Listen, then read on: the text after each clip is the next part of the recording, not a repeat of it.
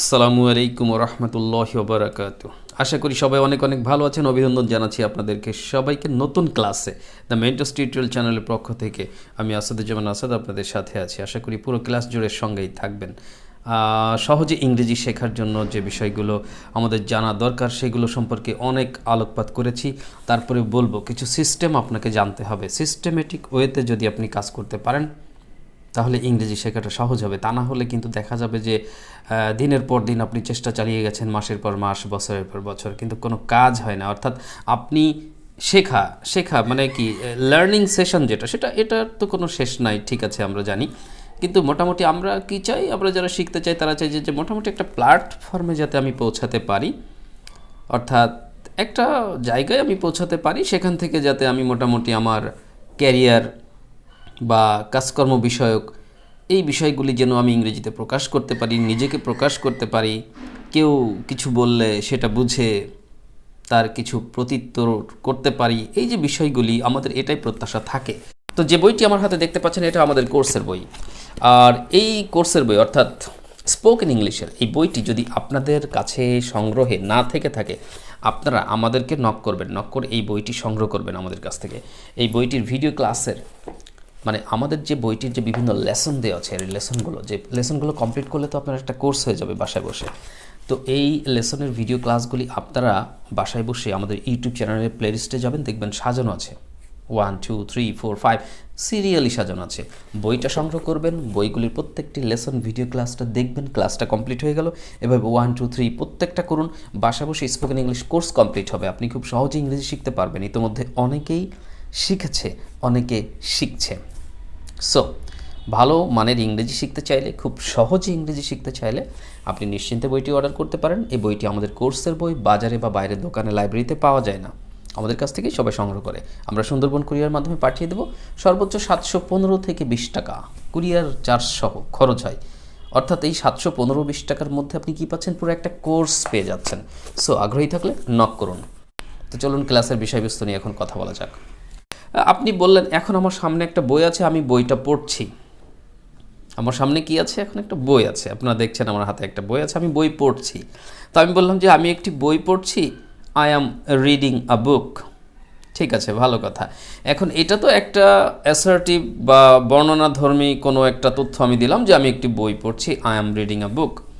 এখন এই বাক্যটিকে আপনি বিভিন্ন প্রশ্নে যদি রূপান্তর করতে চান, আই অ্যাম রিডিং আ বুক, এই বাক্যটি রয়েছে প্রেজেন্ট কন্টিনিউয়াস টেন্সে। আমরা বাক্য দেখে বুঝতে পাচ্ছি অ্যাম আছে, ভার্বের সাথে আইএনজি আছে, যার বাংলা অর্থ দাঁড়াচ্ছে আই অ্যাম রিডিং আ বুক, আমি একটি বই পড়ছি। আপনি প্রশ্ন করলেন যে তুমি কেন একটি বই পড়ছো? এই যে দেখুন, কেন দিয়ে একটা প্রশ্ন আপনি করেছেন, হোয়াই। তাহলে আপনাকে ইংরেজিতে কি বলতে হবে? আপনি আমাকে বলবেন যে why are you reading a book, why are you reading a book, তুমি কেন একটি বই পড়ছো?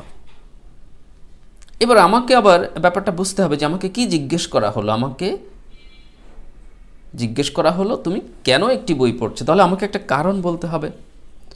তো আমি তখন এইভাবে হয়তো উত্তর বলতে পারি যে আমি একটি বই পড়ছি কারণ এটি আমার শখ, ধরেন শখের বশেই পড়ছি ধরে নিলাম। অথবা আমি বললাম যে আমি একটি বই পড়ছি কারণ আমি বই পড়া পছন্দ করি। অথবা বললাম যে আমি একটি বই পড়ছি কারণ আমি একজন ছাত্র। এখন ছাত্র না হয়েও তো অনেকে বই পড়ে, সেটা হচ্ছে যে হতে পারে তার অবসর সময়টাকে কাটানোর জন্য সে বই পড়ে, কেউ জ্ঞান অর্জনের জন্য বই পড়ে, ছাত্রছাত্রীরা তাদের ক্লাসে ভালো রেজাল্ট করার জন্য বইগুলো পড়ে। তো এক একজন এক এক উদ্দেশ্যে বই পড়তে পারে। তো আপনাকে ভিন্ন ভিন্ন লজিক থেকে ভিন্ন ভিন্ন ধর্মী প্রশ্ন করাও শিখতে হবে, আবার পাশাপাশি ওই ভিন্ন ভিন্ন অ্যাঙ্গেলের প্রশ্নের ভিন্ন ভিন্ন উত্তর করাও শিখতে হবে। এটা হলো টেকনিক।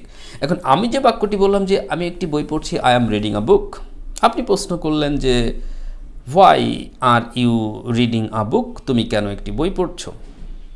আমি বললাম যে আমি একটি বই পড়ছি, I am reading a book because it's my hobby, কারণ এটা আমার শখ, আমি শখের বসে বই পড়ি ধরুন। এখন আমাকে প্রশ্ন করেছিলেন তুমি কেন একটি বই পড়ছো, হোয়াই দিয়ে প্রশ্ন করেছিলেন। এরকম আরও প্রশ্ন আপনি করবেন, তুমি কি পড়ছো, হোয়াট আর ইউ রিডিং, তুমি কি পড়ছো, হোয়াট আর ইউ রিডিং? আমি উত্তরে বলতে পারি আই এম রিডিং আ বুক, আমি একটি বই পড়ছি। আমি যদি অন্য কিছু পড়তাম, যে আমি পত্রিকা পড়ছি ধরে নেন, তাহলে আমি বলতাম I am reading a news paper. আমি একটি উপন্যাস পড়ছি, উপন্যাস বই, তো বললাম যে আমি একটি উপন্যাস পড়ছি, তখন আমাকে কি বলতে হতো যে I am reading a novel, I am reading a novel. তো এইভাবে আমরা বিভিন্ন রকমের প্রশ্ন করতে পারি, উত্তরে দিতে পারি। এরপরে পত্রিকা পড়ার কথা বলছিলাম। যদি বলতাম যে I am reading a news paper, আপনি প্রশ্ন করেছিলেন হোয়াট আর ইউ রিডিং, তুমি কি পড়ছো? আমি উত্তর করলাম I am reading a news paper, আমি একটি সংবাদপত্র পড়ছি। এইবার হোয়াটের প্রশ্ন বাদ দিয়ে আপনি হোয়াই দিয়ে এই প্রশ্নটি করতে পারেন। আবার মানে ভিন্ন ভিন্ন অ্যাঙ্গেলে প্রশ্ন করছেন যে why are you reading a newspaper. আমাকে তখন চিন্তা করতে হবে, হ্যাঁ আমি নিউজ পেপার পড়ছি, কিন্তু কেন পড়ছি? হোয়াই দিয়ে প্রশ্ন করেছে, কেন, কারণ কি, এই কারণটা আমাকে বলতে হবে। তাহলে আমাকে বলতে হবে যে হ্যাঁ আমি একটি পত্রিকা পড়ছি জ্ঞান অর্জন করতে। পত্রিকা পড়লেও জ্ঞান অর্জন করা যায়। ওই যে নিউজ পেপারকে আমরা কি বলি, স্টোর হাউস অফ নলেজ, জ্ঞান ভাণ্ডার, তাই তো। তো আমি বললাম যে আমি একটি পত্রিকা পড়ছি জ্ঞান অর্জন করতে। তাহলে আমাকে ইংরেজিতে কি বলতে হবে যে I am reading a newspaper to acquire knowledge. To acquire knowledge, অথবা আপনি বলতে পারেন টু গেইন নলেজ। গেইন মানে অর্জন করা, অ্যাকুয়ার মানে অর্জন করা। আরও বিভিন্ন সমর্থক ইংরেজি শব্দ আমরা এখানে ব্যবহার করতে পারি। তো আপনি সহজে এটা বলতে পারেন যে I am reading a newspaper to acquire knowledge,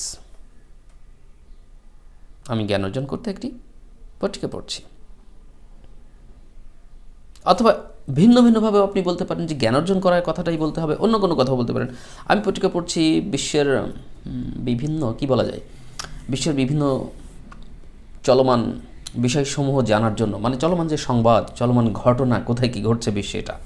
তাহলে আমি পত্রিকা পড়ছি বিশ্বের বিভিন্ন চলমান বিষয় জানার জন্য। তাহলে I am reading a newspaper to know the current affairs of the world. To know the current মানে চলমান, অ্যাফেয়ার্স বিষয়বস্তু, বিভিন্ন বিষয় ঘটনা।